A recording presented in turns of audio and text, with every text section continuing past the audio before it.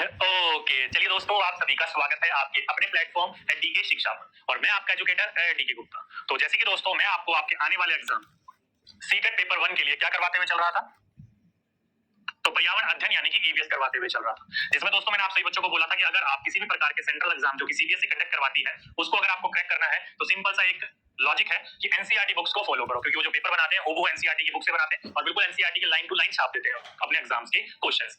ठीक है, तो उसी को हम क्लियर करते हुए पढ़ते हुए चल रहे थे। क्लास थर्ड से फिफ्थ तक की, थर्ड फोर्थ एंड फिफ्थ तक की ईवीएस की बुक पढ़ते हुए चल रहे थे, जिसमें तीसरी और चौथी यानी कि थर्ड और फोर्थ हम लोग कंप्लीट कर चुके थे और फिफ्थ हमने स्टार्ट कर रखी थी और ऑलमोस्ट 50% हम फिफ्थ क्लास की बुक को भी कवर कर चुके थे। ठीक है, तो उसी सीरीज को आगे बढ़ाते हुए आज हम उसके नेक्स्ट चैप्टर के बारे में बात करेंगे, जो कि आपका दोस्तों things we make and do, यानी कि जो चीजें हम सोचते हैं और जो करते हैं उससे रिलेटेड आपका ये टॉपिक होने वाला है। ओके, चलिए तो और डिले ना करते हो और लेट ना करते हुए आज के अपने टॉपिक को शुरू करते हैं। तो दोस्तों आज जो हम पढ़ने वाले हैं वो पढ़ने वाले हैं कक्षा 5वीं क्लास 5वीं की कौन सी, तो चैप्टर नंबर 14, जो कि चैप्टर का नाम है जब धरती कांपी। तो जब धरती कांपी तो सीधी सीधी सी बात है, भूकंप की बात कर रहे हैं, तो धरती कांपेगी तो भूकंप ही आएगा, अर्थक्वेक आएगा, उसी के बारे में बात यहाँ पर होगी और वहां से कैसे क्वेश्चन आपके एग्जाम में पूछे जाते हैं उनके बारे में हम बात करते हुए चलेंगे। ठीक है, चलिए तो और डिले ना करते हुए आज के अपने टॉपिक को शुरू करते हैं। तो सभी के सभी बच्चे अपनी नोटबुक निकाल लीजिए, आज की डेट डाल लीजिए और लिख लीजिए आज का topic things we make and do. चलिए तो दोस्तों, ये जो कहावत है यानी कि जो कहानी है, एक बच्ची सुना रही है जो कि बोल रही है एक बुरा सपना। एक बच्ची है, मतलब बड़ी हो गई है, लेकिन वो अपनी बचपन की कहानी सुना रही है और उसी कहानी को इस किताब के अंतर्गत रखा गया है और उसके अंतर्गत से कैसे क्वेश्चन बन सकते हैं उनके बारे में हम लोग बात करेंगे। ठीक है, तो वो क्या कह रही है, लिखा हुआ है कि एक बुरा सपना, क्या है, एक सपना देख रही थी, बुरा था, उसके बारे में बता रही है। कह रही है कि मैं गुजरात के कच्छ इलाके में रहने वाली जासमा हूँ। तो ये जासमा उसका नाम है, जो कि कहाँ रहती है, गुजरात के कच्छ इलाके में। गुजरात कहाँ पर है, तो जो हमारा पश्चिमी भाग है, जो वेस्टर्न घाट हमारे उस तरफ को पड़ता है गुजरात। तो गुजरात के कच्छ इलाके की रहने वाली है।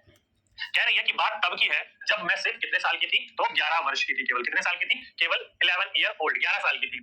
बोला कि उसने कि उस दिन गांव के बच्चे बड़े सब स्कूल के आंगन में टीवी पर 26 जनवरी 2001 की परेड देख रहे थे। जैसे कि आप सही बच्चों को पता होगा कि पुराने समय पर टीवी वगैरह इतने ज्यादातर नहीं हुआ करते थे, एक ही घर में टीवी हुआ करता था और वहीं पर ही देखने के लिए पूरा मोहल्ला इकट्ठा हो जाया करता था। फॉर एग्जाम्पल के रूप में मुझे आज भी याद है, जब मैं अपने नानी गांव जाता था तो नानी गांव में यानी कि जो हमारा गांव है, नानी के घर जाता था तो नानी के घर में मामा ने टीवी ले रखा था। तो टीवी देखने के लिए जिस रूम में टीवी रख रखा था मामा ने, वो बाहर बरामदे की तरफ रूम था। उस टीवी में हम जब भी जाते थे गांव में कुछ भी चलाते थे तो पूरे गांव के जो बच्चे थे, बड़े बुजुर्ग थे, वो कुर्सी लगाकर उस दरवाजे के, जो घर का कमरा है, कमरे के अंदर तो हम ही बैठते थे और कोई नहीं आता था, बाहर की तरफ ही सारे के सारे बैठते थे। क्यों, क्योंकि मामा ने उन बच्चों को अंदर आने से मना कर रखा था, क्योंकि पहले वो अंदर आके बैठ जाते थे और अंदर से कोई ना कोई सामान हमेशा गायब मिलता था, पता चल जाता था इन्हीं में से किसी ने लिया है, तो अंदर आना फिर मना कर दिया, बाहर बैठ के लोग टीवी देखते थे। और आपको भी पता होगा, आपने भी ये चीज देखी होगी, दूसरे घरों में जाकर टीवी देखते थे लोग। ठीक है, तो वही बात कही गई है कि उस दिन गांव के जो बच्चे होते हैं, बड़े थे, सब आंगन में बैठकर किसके, स्कूल के टीवी चल रहा था, जिसमें 26 जनवरी 2001 की क्या चल रही थी, परेड चल रही थी। ठीक है, अचानक जमीन तेज से हिलने लगी और सभी लोग घबराकर इधर उधर भागने लगे। किसी को पता नहीं था कि क्या करना चाहिए। जैसे कि आप नीचे देख रहे हो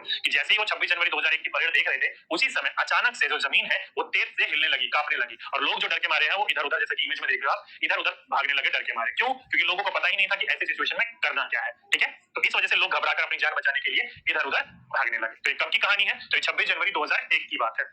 ठीक है, तो क्वेश्चन बना आपका यहाँ से कि गुजरात के कच्छ इलाके में कब भूकंप देखने को मिला था, तो जनवरी 2001 की बात है, तब भूकंप देखने को मिला था। या फिर पूछा जाएगा कि हमारे भारत देश में एक भीषण भूकंप देखने को मिला था जनवरी 2001 के दिन, वो जो कि कच्छ इलाके में देखने को मिला था, तो कच्छ इलाका कहां पर पड़ता है, तो दोस्तों गुजरात में पड़ता है। तो डायरेक्टली कोई भी क्वेश्चन बनेगा तो आपको इस चीज के बारे में जानकारी होनी चाहिए। ओके, चलिए आगे चलते हैं।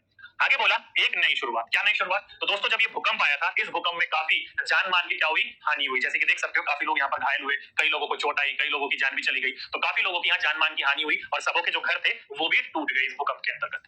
तब उस गांव में राहत बचाव दल को भेजा गया, अलग अलग जो सरकारी कर्मचारी की तरफ से भेजे जाते हैं, खाने के लिए, कपड़े के लिए, रहने के लिए तंबू, जिसे रैन बसेरा कहा जाता है, वो लगवाया गया। ठीक है, तो उसी शिविर के अंतर्गत कुछ लोग भी थे जो साइंटिस्ट थे, जो वैज्ञानिक थे, जो कि ये शिक्षा देने आए थे कि आप भूकंप से बचने के लिए किस तरह से रह सकते हो, या फिर कुछ आर्किटेक्ट भी थे जिन्होंने बताया कि भूकंप से बचने के लिए आप किस प्रकार के घर बना सकते हो। तब इन्होंने, सभी गांव वालों ने शिक्षा ली उनसे और शिक्षा लेकर इन्होंने एक नई शुरुआत करी। नई शुरुआत क्या थी, तो सबने मिलकर पूरा गांव फिर से खड़ा किया। क्या करा, इन्होंने दोबारा से हिम्मत जुटाई, गुजरात के कच्छ लोगों ने, कच्छ के लोगों ने, और फिर से इन्होंने नया गांव खड़ा कर। गांव के कुछ लोग सूखे तालाब को खोदकर, जैसे कि आर्किटेक्ट वालों ने बताया था वैसे ये कर रहे थे कि गांव के कुछ लोगों ने सूखे तालाब को खोदकर उसके अंदर से चिकनी मिट्टी लेकर आए। क्या लाए, चिकनी मिट्टी लाए, मिट्टी में फिर गोबर मिलाकर बड़े बड़े उपले बनाए और उन्हें एक के ऊपर एक रखकर दीवार खड़ी की, चूने से दीवार की पुताई की, घास फूस से छत बनाई, फिर आईने के टुकड़ों, क्या कहा, फिर आईने के टुकड़ों को लगाकर दीवारों को सजाया गया। देखिए दोस्तों, यहाँ से बहुत इंपॉर्टेंट बिंदु है। पहली बात, सबों ने मिलकर दोबारा गांव बसाने की हिम्मत जुटाई और सभी लोगों ने क्या करा, पास वाले नहर में जाकर, पास वाले तालाब में जाकर, वहां से क्या करा इन्होंने, जैसे कि इमेज में देख रहे हो, वहां से जाकर इन्होंने मट्टी खोद खोदनी शुरू करी और मट्टी वहां से निकाल के लाए, चिकनी मट्टी। ठीक है, वहां से क्या लाए, चिकनी मट्टी निकाल के लाए। और वहां के जो बच्चे थे, वहां की जो महिलाएं थी, इन चिकनी मट्टियों के अंतर्गत गोबर मिला रही थी। ऐसा क्यों? क्योंकि चिकनी मट्टी के अंदर गोबर मिलाकर उसके जो उपले बनाए जा रहे थे और उन उपलों को एक के ऊपर एक रखकर घर बनाया जा रहा था। क्योंकि गोबर से जो ईंटें होती थोड़ी फ्लेक्सिबल बनी और भूकंप रोधी बनी, थोड़ी बहुत भूकंप को सह सकती थी। इस प्रकार के उन्होंने अपने नए घरों का डिजाइन बनाया। ठीक है, और घरों की जो छतें थी उन्होंने कैसे बनाई, घास फूस की बनाई। कैसे बनाई, घास फूस की बनाई, ताकि अगर दोबारा भूकंप आए और छत अगर टूटकर गिर भी जाए तो ज्यादा किसी को चोट न लगे। घास फूस की छतें हल्की छतें होती हैं, इसलिए इन्होंने क्या करा, अच्छे से दीवार खड़ी करी, एक के ऊपर एक उपला लगाया, उसकी चूने से पुताई करी ताकि दीवार को मजबूती प्रदान हो सके और घरों की छतें जो है वो घास फूस की बनाई। ठीक है, फिर वहां के लोगों ने, बच्चियों ने और महिलाओं ने आईने के टुकड़ों से, जैसे ये देख सकते हो, आईनों के टुकड़े लिए और इन टुकड़ों से घर को सजाया। बोला कि हमारे घर की दीवारों पर माँ और मैंने चित्रकारी करी, अब रात में हमारा घर जो है हीरे से चमकता है। कैसा चमकता है, हीरा सा चमकता है। जैसे कि आप ये देख सकते हो, इन्होंने पूरे के पूरे आईने के टुकड़ों से सजा लिया गया। तो ऐसे करके वहां के लोगों ने जद्दोजहद करी और अपना जो गांव था उन्होंने दोबारा बसाया। क्या करा, दोबारा उन्होंने खड़ा किया अपना गांव। ठीक है, तो ये सारे के सारे इंपॉर्टेंट बिंदु निकले जो कि मैंने अभी आपको बताया। क्यों मिट्टी से पुताई करी और मिट्टी में चिकनी मट्टी में गोबर मिलाया, क्यों चूने से पुताई करी और क्यों घर की जो छत है वो घास फूस से बनाई। ठीक है, आगे चलते हैं। आगे बोले क्या क्या करें। ध्यान रखिएगा, जो वहां संस्था आई हुई थी उन लोगों ने जासमा के स्कूल में अभ्यास कराया। किस चीज का अभ्यास कराया, कि भूकंप आने पर हमें क्या क्या करना चाहिए और किन किन चीजों से बचना चाहिए। जैसे अगर हो सके तो घर से बाहर खुले में निकल जाओ, चाहे आप स्कूल में हो, घर में हो, दफ्तर में हो। अगर पॉसिबल है, समय है, तो हो सके तो आप किसी ऐसे इलाके में आ जाओ जो कि खुला हो। क्या हो, घर से बाहर खुले में निकल आओ। क्यों, क्योंकि घर जब अगर भूकंप में टूट कर गिरेगा तो उसी के नीचे दबने का खतरा ज्यादा बना रहता है। समय है तो आप घर से, स्कूल से बाहर की तरफ निकल आ सकते हो, खुले की तरफ, ताकि बच सको आप लोग। तो पहली बात ये बताई गई। अगली बार बताई गई, अगर घर से बाहर निकल ना पाओ तो फर्श पर लेट कर किसी मजबूत चीज जैसे कि मेज के नीचे छिप जाओ, उसे पकड़ रखो या पकड़े रखो ताकि वह फिसल कर तुमसे दूर ना चली जाए या ना जाए, और कंपन जो कि कांप रही है उसके रुक जाने का इंतजार करो। जैसे कि आप ये इमेज में देख रहे हो, इमेज में ये बच्चा क्या कर रहा है, कुर्सी या मेज जो भी है इसके नीचे ये बैठ गया है और उसने उसको कसकर पकड़ लिया है। ऐसा क्यों, क्योंकि ऊपर से अगर इसके ऊपर कोई भी चीज गिरेगी तो इसके ऊपर ना गिरकर ये मेज के ऊपर गिरेगी, तो मेज इसको बचा लेगा। और दूसरी बात, आप इसको पकड़कर नहीं रखोगे तो क्या पता कंपन हो रहा है, हिलने पर ये मेज जो है आपके ऊपर से हटकर कहीं और चली जाए, तो मेज के नीचे कहां रखेगा। इसलिए आपको उसे मजबूती से पकड़ कर रखना है। अगर वो आगे पीछे जा भी रही तो उसके साथ आप भी आगे पीछे जाओ, ताकि आप इस चक्कर से बच सको। क्या बोला गया, अगर आपके पास समय नहीं है और घर से आप बाहर नहीं निकल पाए तो आप ऐसे कर सकते हो, जमीन पर लेटकर किसी मजबूत चीजों के नीचे छुप सकते हो या उसको कसकर पकड़कर बैठ सकते हो। ठीक है, ताकि जो भी नुकसान से गिर रही है ऊपर से वो आपके ऊपर ना गिरे और आपका किसी भी प्रकार से नुकसान ना हो। आगे बोला गया दोस्तों दो बिंदु, एक ये बिंदु और एक ये बिंदु। दोनों बिंदु क्या है, इंपॉर्टेंट है आपके एग्जाम पॉइंट ऑफ व्यू से। देखो लिखा है earthquake is measured with seismograph. क्या लिखा गया है कि अर्थक्वेक जो है इसको मापा जाता है किस चीज से, सिस्मोग्राफ से। किससे नापा जाता है, सिस्मोग्राफ से। और दूसरा है कि magnitude of earthquake is measured on Richter scale, और अर्थक्वेक की जो तीव्रता होती है वो नापी जाती है रिक्टर स्केल से। दो क्वेश्चन है, दोनों क्वेश्चन अलग अलग है, ध्यान रखिएगा। एक क्वेश्चन है कि भूकंप नापने की मशीन जो उसको क्या कहा जाता है, तो सिस्मोग्राफ कहा जाता है। कि भूकंप आने वाला है कि नहीं आने वाला है, कहाँ आएगा, किस दूरी पर देखने को मिलेगा, तो उसको कहा जाता है सिस्मोग्राफ। और एक आता है कि भूकंप जो आया था उसकी तीव्रता कितनी है, वो कितना भयंकर था, उसका मैग्नीट्यूड क्या था। ठीक है, तो वो होता है रिक्टर स्केल। तो क्वेश्चन बनेगा कि भूकंप मापने की मशीन को या फिर उपकरण को क्या कहा जाता है, तो सिस्मोग्राफ कहा जाता है। और भूकंप की तीव्रता को मापने वाली मशीन या उपकरण को क्या कहा जाता है, तो रिक्टर स्केल कहा जाता है। ठीक है, दोनों क्वेश्चन ध्यान रखिएगा। एक आपको ये बताएगा कि वो कितनी तीव्रता के साथ, मतलब तीव्रता वाला था, कितना भयंकर भूकंप था, और एक बताएगा कि भूकंप क्या है, आया है कि नहीं आया। ठीक है, तो ये दो मशीनें हैं, दोनों मशीनों का ध्यान रखना है, सिस्मोग्राफ और रिक्टर स्केल। दोनों आपके एग्जाम पॉइंट ऑफ व्यू से बहुत इंपॉर्टेंट है, काफी बार आपके एग्जाम से यहाँ पर क्वेश्चन देखने को मिले हैं। ठीक है, चलिए दोनों के दोनों बिंदु समझ गए होंगे, किसी बच्चों को यहाँ तक कोई भी प्रॉब्लम नहीं हो। ठीक, तो ये पूरी की पूरी एक छोटी सी स्टोरी थी दोस्तों, आपकी एक छोटी सी बच्ची की एक बुरा सपना जिसका जासमा नाम था, उसके बारे में। चलिए, तो इस चैप्टर से केवल इतने ही इंपॉर्टेंट बिंदु थे। अब चलते हैं अगले चैप्टर पर, जो कि है चैप्टर नंबर 15। चैप्टर का नाम है उसी से ठंडा उसी से गर्म, ये चैप्टर का नाम है। अब देखो दोस्तों, उसी से ठंडा उसी से गर्म, कैसा नाम होगा चैप्टर का, तो पढ़ोगे कहानी तो बड़ी अच्छी कहानी लगेगी आपको। ठीक है, चलिए पढ़िए, लिखा है उसी से ठंडा उसी से गर्म। दोस्तों ये पूरी की पूरी एक स्टोरी है, जो कि एक लकड़हारे की कहानी थी और एक छोटे बोने जिसका नाम था बलिशिया थे, उसकी कहानी थी। अब वो पूरी की पूरी कहानी आपको जानने की जरूरत तो नहीं है, लेकिन फिर भी ऐसे मोटा मोटी मैं आपको बता देता हूँ। देखिए, एक जो था लकड़हारा था, ये लकड़हारा प्रतिदिन गांव के अंतर्गत जाकर जंगलों में लकड़ी काटकर शहरों में बेचकर अपनी आय को प्रदान करता था और अपना जीवन व्यतीत करता था। ठीक है, तो एक दिन जो है ये जंगल गया लकड़ी काटने के लिए, और लकड़ी काटते समय ही इसके पीछे से एक जो छोटा सा बोना सा व्यक्ति दिखाई दे रहा है आपको, ये छोटा सा बोना सा व्यक्ति पेड़ के पीछे छुपकर देख रहा था सारी की सारी चीजें, जिसका नाम था बलिशिया। ठीक है, अब ये जो आदमी था, ये जो लकड़हारा था, उस समय भाई ठंड काफी हो रही थी। ठीक है, तो ठंड के मारे इसके हाथ अकड़ गए थे, कुल्हाड़ी से चल नहीं रही थी। ठीक, तो इसने कहा कि यार बहुत ठंड हो रही है, हाथ को 2-3 बार मसला और फूंक मारने लग गया। देखो ना, गर्मी में आप फूंक मार के अपने हाथ को गर्म कर रहे होते हो। ठीक है, तो अपने हाथ को थोड़ा फूंक मार के गर्म कर रहा था ताकि इसकी उंगलियां चलने लगे और कुल्हाड़ी चलाकर आराम से लकड़ियों को काट सके। इतनी देर में जो पेड़ से पीछे से देख रहा था, इसने देखा कि ये क्या कर रहा है भाई अपने हाथ में, तो आकर इसके मन में बात बची नहीं, इसने लकड़हारे से पूछा कि आप ये क्या कर रहे हो भैया, क्या कर रहे हो ये, तो उसने बताया कि भाई ठंड बहुत ज्यादा हो रही है, उंगली मेरी अकड़ गई है जिसकी वजह से मैं कुल्हाड़ी चला नहीं पा रहा हूँ, इसलिए मैं अपने हाथों को फूंक मारकर गर्म कर रहा हूँ।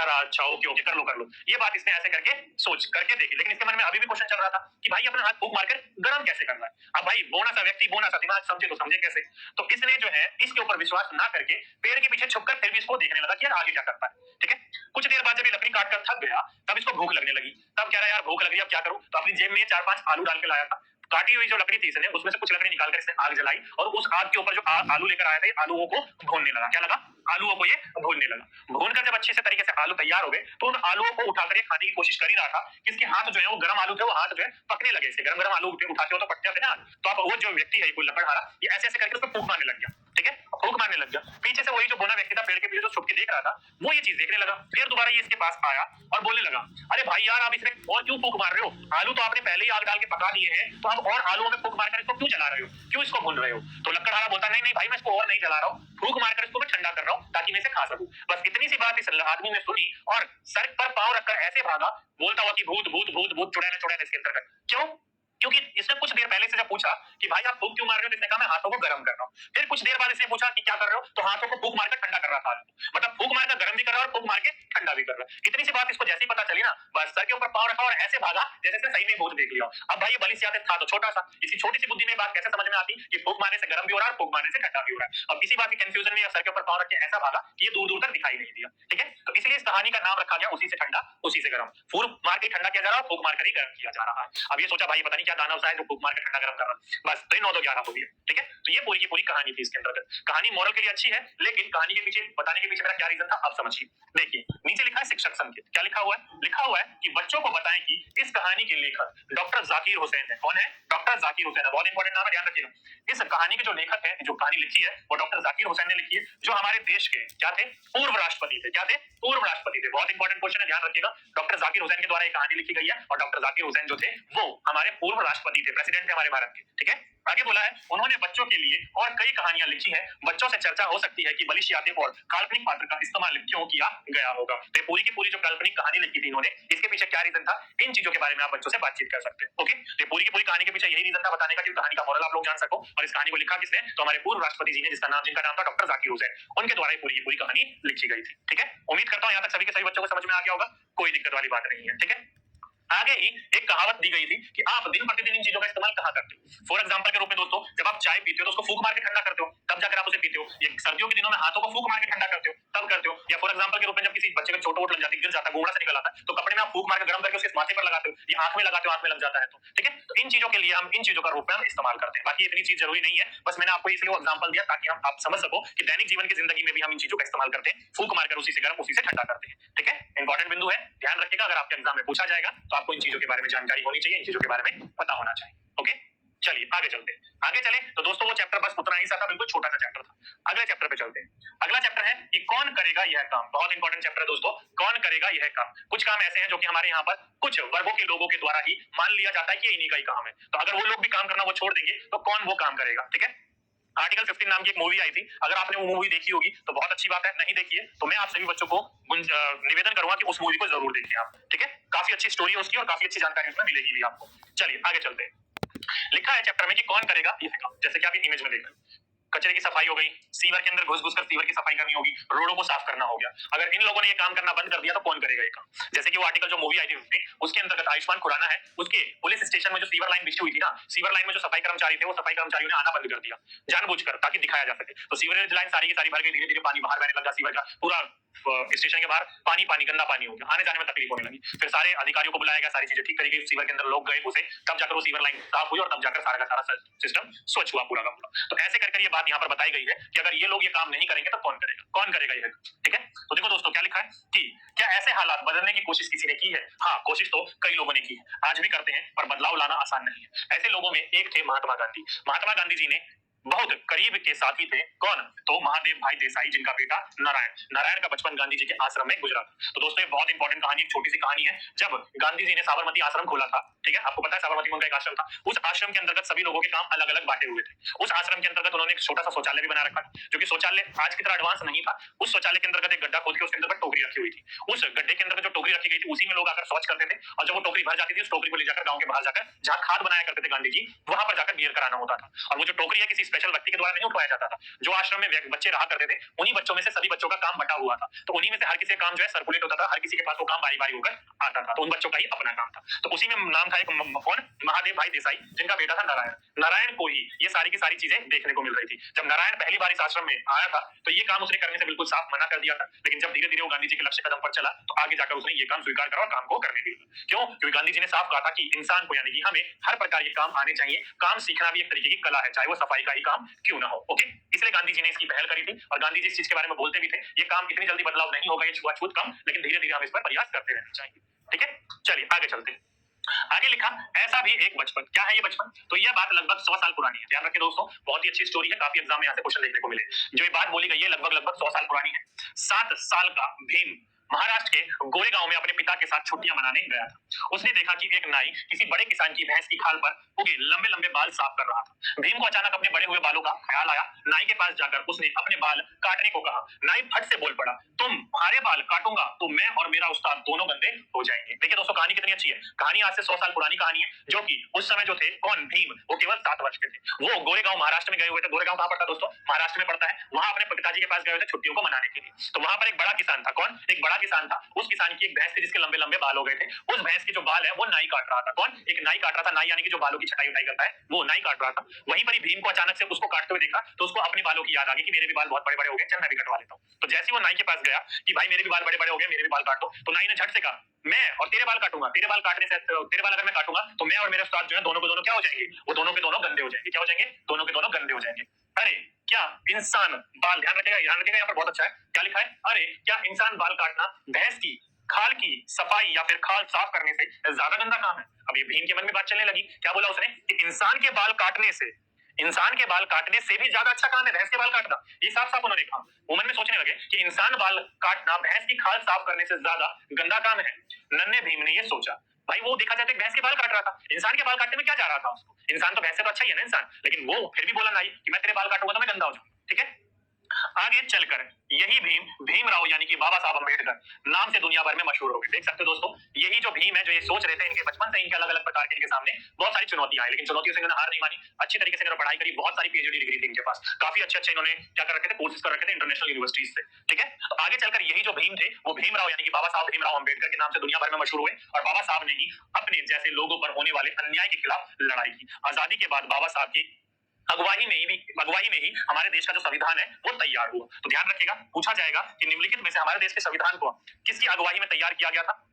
तो बाबा साहब भीमराव अंबेडकर की अगुवाई में इसको तैयार किया गया था। आप सभी बच्चों को पता होगा कि तैयार तो हमारा ये पूरा का पूरा संविधान 1949 में हो गया था, लेकिन लागू किया गया था इसको 26 जनवरी 1950 में। क्यों? क्योंकि उसी दिन क्या मनाया था कांग्रेस ने? तो स्वाधीनता दिवस के रूप में मनाया था 26 जनवरी को। इसलिए हमने कुछ दिनों तक वेट करा 26 जनवरी तक, और 26 जनवरी को 1950 को हमने अपना संविधान को लागू किया हमारे देश में। ठीक है, जिससे हमारा पूरा का पूरा कानून व्यवस्था चलता है। तो एक छोटी सी कहानी थी भीमराव अंबेडकर की बचपन की, जो कि शेयर करी गई आप लोगों के साथ। इंग्लिश वाले बच्चे इंग्लिश में नोट डाउन कर लीजिए, कोई दिक्कत नहीं है, चाइल्डहुड स्टोरी है उनकी। मेन बात बस यहीं पर ही है कि उनकी बचपन की स्टोरी उनको सामने दी गई, और साथ ही साथ में नन्हे भीमराव अंबेडकर ने कैसे अपना नाम कमाया और आगे जाकर जो हमारा संविधान लिखा गया, कॉन्स्टिट्यूशन लिखा गया, उसके लीडरशिप जो कौन थे, अगुवाई कौन कर रहे थे? तो बाबा साहब भीमराव अंबेडकर ही कर रहे थे। ठीक है, समझ गए सभी के सभी बच्चे? तो ये एक छोटी सी इंपॉर्टेंट बिंदु निकल गया आप सभी बच्चों के लिए। चलिए आगे चलते हैं। अगला टॉपिक है 17 फांदली दीवार। आज तो भाई टॉपिक बड़े छोटे छोटे से हो रहे हैं। तो जैसे ही दोस्तों मैंने लास्ट लेक्चर में आपको बोला था कि आने वाले समय में हम जल्दी चैप्टर कंप्लीट कर लेंगे एनसीईआरटी क्लास 5, क्योंकि छोटे छोटे चैप्टर हैं, ज्यादा मोटे चैप्टर आपके हैं नहीं, बड़े बड़े जितने चैप्टर हैं हम निकाल चुके हैं लपट, उसको कर चुके हैं। ठीक है, तो अगला चैप्टर आता है चैप्टर नंबर 17, जिस चैप्टर का नाम है फांदली दीवार। ठीक है,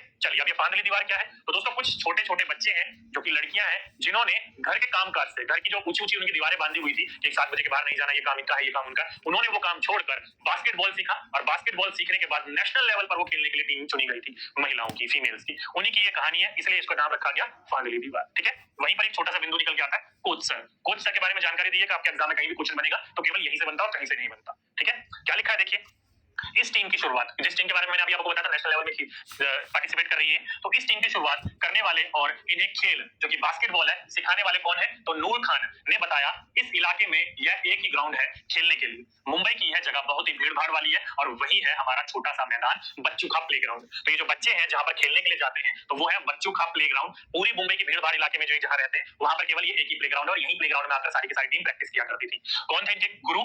तो कोच थे इनके नूर खान। तो नूर खान डायरेक्टली क्वेश्चन कई बार पूछा गया कि नूर खान निम्नलिखित में से किस खेल के कोच हैं? तो वो है दोस्तों बास्केटबॉल के कोच। किसके कोच है? बास्केटबॉल के कोच है। ओके, इंपॉर्टेंट क्वेश्चन है, आपके एग्जाम में पूछा जाएगा, तो आपको इस चीज के बारे में पता होना चाहिए। और साथ ही साथ में क्वेश्चन पूछा जाएगा कि बच्ची खां प्लेग्राउंड क्या है? बच्चों खान प्लेग्राउंड जो है वो कहां पर स्थित है? तो बच्चों खां प्लेग्राउंड जो है वो स्थित है आपका मुंबई में। कहां स्थित है? मुंबई में। तो पूरा का पूरा जो चैप्टर दिया हुआ था ना, उस चैप्टर में केवल आपका यही इंपॉर्टेंट बिंदु था, और आपका और कोई इंपॉर्टेंट बिंदु नहीं है जो कि आपके लिए इंपॉर्टेंट हो। ओके, पूछा जाएगा तो आपको पता होना चाहिए कि इस बारे में आपको क्या क्या होना चाहिए। ओके, इंपॉर्टेंट बिंदु था बस केवल यही। चलिए जल्दी से बताइए, यहां तक सभी के सभी बच्चे समझ गए?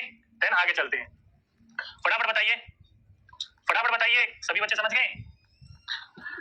जल्दी से बताइए, फटाफट फटाफट। तो मैंने आपको क्या बोला कि इस टीम की शुरुआत करी गई थी किसके द्वारा? कोच के द्वारा। वो करी गई थी नूर खान के द्वारा, जो कि कौन है? बास्केटबॉल के खिलाड़ी है। क्या है? बास्केटबॉल के खिलाड़ी है। ओके, इंपॉर्टेंट बिंदु है, ध्यान रखिएगा, पूछा जाएगा आपसे, तो आपको इस चीज के बारे में पता होना चाहिए। चलिए, अब यहां से एक क्वेश्चन अगर आपसे घुमा फिरा के पूछ भी लिया जाएगा, तो ये क्वेश्चन पूछा जा सकता है कि बास्केटबॉल की टीम के अंतर्गत कितने खिलाड़ी होते हैं? अगर घुमा फिरा कर, ऐसे मान लो घुमा फिरा कर अगर पूछ भी लिया जाए, तो ये आपसे पूछा जा सकता है कि कितने खिलाड़ी होते हैं। तो दोस्तों ध्यान रखिएगा, बास्केटबॉल के अंतर्गत जो खिलाड़ियों की संख्या होती है वो होती है टोटल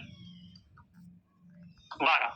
कितने खिलाड़ी होते हैं? टोटल बात करी जाए तो बास्केटबॉल के खिलाड़ियों के अंदर जो संख्या होती है वो टोटल 12 होती है, और एक बार में जो ये उसको रिपीट करते रहते हैं। ठीक है, तो पूछा जाएगा आपके पता होना चाहिए, ज्यादा इससे बड़ा कोई क्वेश्चन नहीं पूछ पाएगा आपसे। और बाकी अगर आपसे पूछा जाएगा कि नूर खान किसके खिलाड़ी है, मतलब किसके कोच है, वो भी पता है, बच्चों का प्लेग्राउंड है वो भी आपको पता है। ठीक है, तो कुल मिलाकर इस चैप्टर से केवल कितने ही बिंदु निकल कर आते हैं। ओके, उम्मीद करता हूं यहाँ तक सभी बच्चों को समझ में आ गया होगा। चलिए अब देख लेते हैं आपके एग्जाम में यहाँ पे क्वेश्चन कैसे कैसे बने हैं और किस किस तरीके से देखने को मिलते हैं। तो पहला क्वेश्चन क्या है? भूकंप किस उपकरण से मापा जाता है? ध्यान रखिएगा दोस्तों, मेजर बात करी गई है अर्थक्वेक की। अर्थक्वेक नापने के लिए और अर्थक्वेक के मैग्नीट्यूड को नापने के लिए दो अलग अलग उपकरण है। तो अर्थक्वेक को मेजर करने के लिए दोस्तों सिस्मोग्राफ क्या है? सिस्मोग्राफ। और वहीं पर इसकी तीव्रता को नापने के लिए रिक्टर स्केल है। तो दोनों क्वेश्चन अलग अलग है, क्वेश्चन कैसा भी पूछा जाएगा आपको ध्यान रखना है। भूकंप को मापने के लिए सिस्मोग्राफ का इस्तेमाल किया जाता है, भूकंप की तीव्रता को नापने के लिए रिक्टर स्केल का इस्तेमाल किया जाता है। ओके, सिंपल सी छोटी सी बात, आप सभी बच्चों को इसको पता होगा। ठीक, आगे चलते हैं। आगे लिखा है कि हम सभी को हर तरह का काम करना सीखना चाहिए, यह वाक्य किस महापुरुष का है? तो दोस्तों मैंने अभी आपको बोला कि हम हर प्रकार का जो मनुष्य है उसको हर प्रकार का काम करना सीखना चाहिए, चाहे वो सफाई का ही काम क्यों ना हो, क्योंकि सफाई एक तरह की कला है। तो ये कहा गया था महात्मा गांधी जी द्वारा। तो ऑप्शन नंबर सेकंड, जिस बच्चे ने लगाया ऑप्शन नंबर सेकंड, वो सभी के सही बच्चे बिल्कुल करेक्ट और बिल्कुल राइट आंसर लगा। ठीक है, चलिए आगे बोला है कक्षा 5 की पर्यावरण अध्ययन की पाठ्य पुस्तक का एक पाठ है, उसी से ठंडा उसी से गर्म, डॉक्टर जाकिर हुसैन द्वारा लिखी गई एक कहानी है। उन्होंने बच्चों के लिए ऐसी कई कहानियां लिखी हैं, अपनी मृत्यु के समय वह थे। तो डॉक्टर जाकिर हुसैन जो थे अपने मृत्यु के समय क्या थे? भारत के प्रधानमंत्री थे, मुख्य न्यायाधीश थे, उपराष्ट्रपति थे या राष्ट्रपति थे? जल्दी से बताइए, अभी अभी हमने बात करी थी कि डॉक्टर जाकिर हुसैन जो थे वो भारत के पूर्व राष्ट्रपति थे, यानी कि प्रेसिडेंट ऑफ इंडिया थे। तो ऑप्शन नंबर 4 भारत के राष्ट्रपति। जिस बच्चे ने ऑप्शन नंबर 4 लगाया वो सभी के सही बच्चे ने बिल्कुल करेक्ट और बिल्कुल राइट आंसर लगाया। ठीक है, 4 इज द राइट आंसर। आगे चलते हैं। आगे बोला है कि नूर खान मुंबई में खेल के कोच है। तो किस खेल के कोच है? क्रिकेट के, टेबल टेनिस के, बास्केटबॉल के, कबड्डी के? तो अभी हमने बात करी थी किसकी? बास्केटबॉल की। तो बास्केटबॉल के कोच है, किसके कोच है? बास्केटबॉल के कोच है। तो ऑप्शन नंबर 3 जिस बच्चे ने 3 लगाया वो बच्चा बिल्कुल करेक्ट और बिल्कुल राइट आंसर लगाया। ठीक है, चलिए तो ये था दोस्तों आज का अपना इंपॉर्टेंट चैप्टर क्लास 5th के हमने एनसीईआरटी में कुछ नेक्स्ट 4 चैप्टर किया हमने। नेक्स्ट 4 चैप्टर करें। उम्मीद करता हूं छोटे-छोटे चैप्टर पे लेकिन इंपॉर्टेंट फैक्ट निकले यहां से, जो भी निकले मैं आपको समझाते हुए चला। उम्मीद करता हूं चारों के चारों चैप्टर आपको अच्छे तरीके से समझ में आ गया होगा। बाकी अब जब नेक्स्ट क्लास में मिलेंगे आप लोगों से, आज के लिए केवल इतना ही रहने देते हैं। तो नेक्स्ट चैप्टर करें, क्या करेंगे? नेक्स्ट चैप्टर करेंगे और उसको कंप्लीट करने की कोशिश करेंगे। और आई थिंक 2 या 3 क्लास और लगेगी, क्लास 5 हमारी खत्म हो जाएगी। देन हमारी क्लास ज्योग्राफी और जो साइंस है वो वाली शुरू करेगी, ताकि न्यू पैटर्न के अनुसार आपकी तैयारी रेडी रहे, शुरुआत रहे। ओके, तो चलिए दोस्तों आज के लिए बस इतना ही। आपसे फिर मुलाकात होगी नेक्स्ट वीडियो में नेक्स्ट टॉपिक के साथ। जब तक के लिए सभी बच्चों को धन्यवाद।